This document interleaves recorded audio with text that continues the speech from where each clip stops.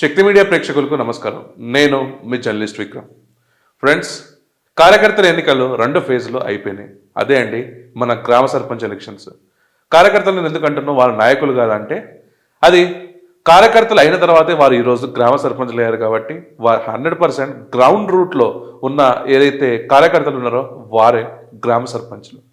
ఏ పార్టీకైనా పునాది గ్రామ సర్పంచులే.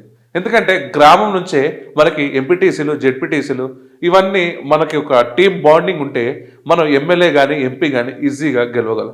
3 ప్రధాన పార్టీలు పోటాపోటీగా పోటీ చేస్తున్నాయి. అందులో కాంగ్రెస్, బీఆర్ఎస్ అండ్ బీజేపీ. అయితే ఇక్కడ రూరల్కి వచ్చేసరికి చాలామంది విశ్లేషకారులు చాలా రకాలుగా చెప్తారు, అసలు భారతీయ జనతా పార్టీకి గ్రామాల్లో ఓటు ఉందా అనేసి. అయితే ఇక్కడ రొటీన్కి భిన్నంగా ఏం జరిగిందంటే, భారతీయ జనతా పార్టీ కూడా 257 స్థానాలు కైవసం చేసుకుంది గ్రామ పంచాయతీ ఎలక్షన్స్ ఫస్ట్ అండ్ సెకండ్ ఫేజ్లో. అందులో ఈ కరీంనగర్ వచ్చేసరికి పార్లమెంట్ సెగ్మెంట్లో దాదాపుగా 90+ స్థానాలు వచ్చాయి. అండ్ ఆదిలాబాద్ ఏదైతే ఎమ్మెల్యే నియోజకవర్గం ఉందో ఆ ఆదిలాబాద్ నియోజకవర్గంలో కూడా 50+ స్థానాలు వచ్చాయి. అయితే ఆ ఇద్దరు ఎవరు అక్కడ ప్రజాప్రతినిధులుగా ఉన్నారంటే, ఒకరు వచ్చేసరికి బండి సంజయ్ కుమార్ గారు, ఇంకోరు వచ్చేసరికి పాయల్ శంకర్ గారు. అయితే వారి నియోజకవర్గంలో ఏమేమి ఉన్నాయి, వాళ్ళకి అసలు ప్రజలు ఎలా ఓటు వేశారు అనేది మనం ఈరోజు వీడియో. సో ఫ్రెండ్స్, ఇది ఆల్రెడీ బండి సంజయ్ కుమార్ గారు వాడిన మాటనే. ఎక్కడైతే మన జూబ్లీ హిల్స్ ఎలక్షన్లో అది కిషన్ రెడ్డి గారి అడ్డా అని చెప్పేసి ఏదైతే వారి ఫేమస్ డైలాగ్ ఉందో అదే డైలాగ్ ఈరోజు మనం బండి సంజయ్ కుమార్ కూడా అన్నాం. అక్కడ ఫెయిల్ అయి ఉండొచ్చు, కానీ ఇక్కడ 100% అక్యురేట్గా ఇక్కడ విన్ అవ్వడం జరిగింది గ్రామ సర్పంచ్లో. ఇక్కడ ఏంటంటే ఫ్రెండ్స్, గ్రామంలో ఇక్కడ సర్పంచ్లు ఎలక్షన్స్ ఏదైతే ఉన్నాయో అది చాలా కీలకం ఏ పార్టీకైనా. సో ఇక్కడ బండి సంజయ్ గారు వారి నాయకత్వ లక్షణాలు ఇక్కడ గ్రామ పంచాయతీ ఎలక్షన్స్లో మనం చూసుకోవచ్చు. ఇక్కడ గ్రామాల్లో రెండే నమ్మిన ఫ్రెండ్స్, ఒకటి స్థిరత్వమైన నాయకత్వం అండ్ ఇంకొకటి వచ్చేసరికి వారి రిప్రజెంటేటివ్గా ఇక్కడ బండి సంజయ్ గారు ఉండడం. అంటే ఆ స్థిరత్వమైన నాయకత్వం ఏంటంటే, మన నరేంద్ర మోడీ గారు ఎవరైతే భారతదేశ ప్రధానిగా ఉన్నారో, అటు నరేంద్ర మోడీ గారి చరిష్మా, ఇటు బండి సంజయ్ గారి నాయకత్వం రెండు కలిపి ఈరోజు కరీంనగర్ పార్లమెంట్ సెగ్మెంట్లో దాదాపుగా 90+ స్థానాలు వచ్చాయంటే నాట్ ఏ జోక్ అది. ఎందుకంటే ఇక్కడ అధికార పార్టీ ఎమ్మెల్యేలు వచ్చేసరికి రావని విభ్రాంతులు చేసిన ఓటర్స్ని, అండ్ ఇక్కడ లోకల్ లీడర్స్ ఎవరైతే ఉన్నారో మీ పెన్షన్ కట్ చేస్తాం, మీ రేషన్ కార్డు కట్ చేస్తాం అన్ని ఇట్లా ప్రలోభాలు పెట్టిన ఓటర్స్ని ఇక్కడ బండి సంజయ్ కుమార్ గారి పార్లమెంట్ నియోజకవర్గం ఏదైతే కరీంనగర్లో ఉందో 90+ స్థానాలు వచ్చాయి.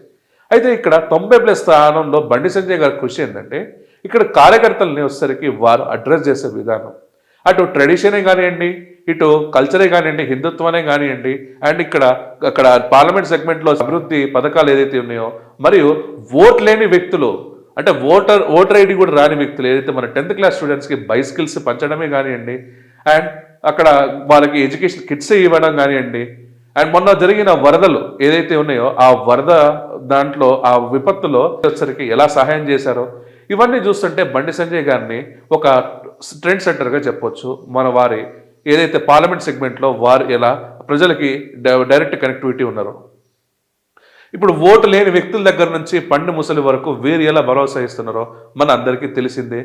అండ్ వారి ఏదైతే చేసిన ప్రోగ్రామ్స్ మనం అందరం చూసిన వాళ్ళమే. సో ఇక్కడ ఏ మండలంలో ఎక్కడెక్కడ ఎన్నెన్ని స్థానాలు వస్తున్నాయో, ఎన్నెన్ని స్థానాలు వచ్చాయో ఒకసారి చూద్దాం మిత్రులారా, phase 1 అండ్ phase 2లో. అయితే ఇక్కడ చూస్తే మిత్రులారా, మన కరీంనగర్ పార్లమెంట్ సెగ్మెంట్లో గంగాధర్పల్లి వచ్చేసరికి phase 1 8 స్థానాలు, మేడిపల్లిలో 5 స్థానాలు, రామడుగులో 4 స్థానాలు, కరీంనగర్ రూరల్లో 4 స్థానాలు, కత్లాపూర్లో 3, భీమారంలో 3, వెమ్లవాడ రూరల్లో 3, కొత్తపల్లిలో 2, చందుర్తిలో 2, కొనరావుపేటలో 2, భీమదేవరపల్లిలో 4, కమలాపూర్లో 2, గనేవరంలో 5, శంకరాపట్నంలో 4, మల్యాలలో 4, తగ్గిలపల్లిలో 4, అదర్స్ వచ్చేసరికి 20. ఇక్కడ మొత్తం చూస్తే మిత్రులారా, మనకి భారతీయ జనతా పార్టీ ఇక్కడ మనం చూసుకుంటే కరీంనగర్ సభ్యులు బండి సంజయ్ కుమార్ గారు ఎవరైతే ఉన్నారో వారు ఈ కార్యకర్తలందరినీ లీడర్స్ చేసారు ఈ రోజున. ఎందుకంటే మిత్రులారా, ఇక్కడ అధికారం పార్టీ వచ్చేసరికి కాంగ్రెస్ ఉంది.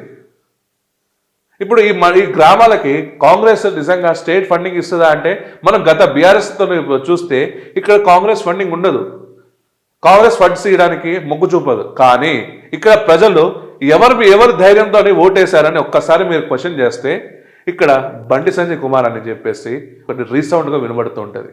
సో ఇక్కడ గ్రామ ప్రజలు ఇక్కడ కాంగ్రెస్ పథకాలు ఇక్కడ ఫండింగ్ రాకపోయినా రాదని తెలిసినా ఇక్కడ లోకల్ ఎమ్మెల్యే సపోర్ట్ చేయడానికి తెలిసినా కానీ ఇక్కడ బండి సంజయ్ కుమార్ గారి నాయకత్వాన్ని నమ్మి ఇక్కడ ఓటు వేసి ఈ 90 మంది ప్లస్ సర్పంచ్లని గెలిపించడం జరిగింది ఆయా మండలాల్లో.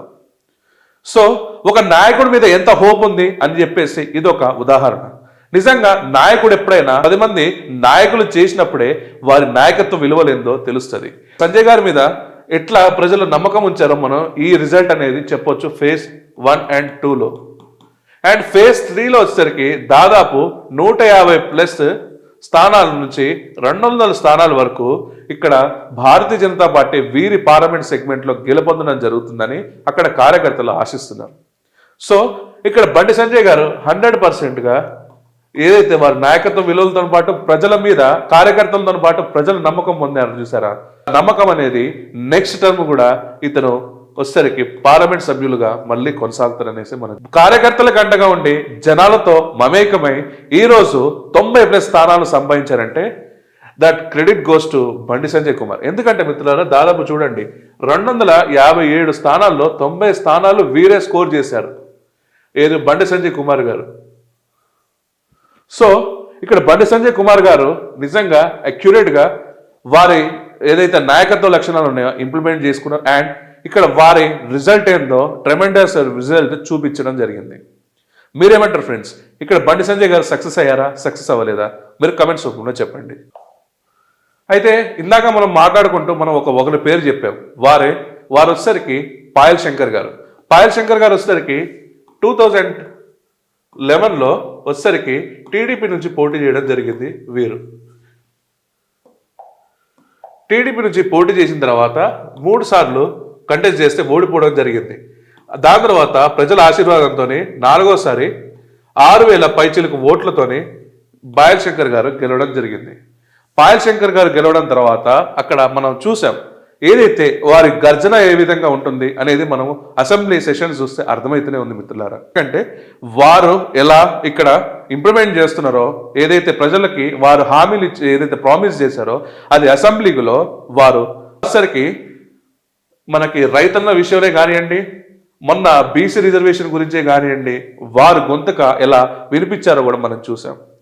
అయితే ఇటు ప్రజల సమస్యలతో అడ్రస్ చేస్తూ అసెంబ్లీలోనే లోకల్లో ఉన్న కార్యకర్తలు ఎవరైతే వారి గెలుపుకు కృషి చేశారో దాదాపుగా 50 మంది ప్లస్ గ్రామ సర్పంచ్లను వీరు గెలిపించడం జరిగింది మొన్న ఫేజ్ 1 and ఫేజ్ 2 ఎలక్షన్స్లో.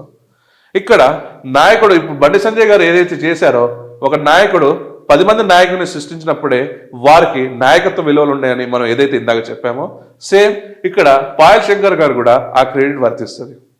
ఎందుకంటే ఇక్కడ ఏజెన్సీ ఏరియాలో ఆపరేషన్ కగార్ లాంటిది జరుగుతున్న టైంలో కూడా అక్కడ హిడ్మా చనిపోయిన తర్వాత కూడా ఇక్కడ ఈ టైమ్ రిజల్ట్స్ అనేది ఆదిలాబాద్లో ఒక ఏజెన్సీ ఏరియాలో ఒక మావోయిస్ట్ ఏరియాలో ఇలాంటి రంగురంగుల జెండాలకి అడ్రస్ లేదు, కాషాయ జెండానే అక్కడ ప్రథమావధిగా అక్కడ గ్రామ పంచాయతీలు వీరిని ఆశీర్వాదించడం జరిగింది.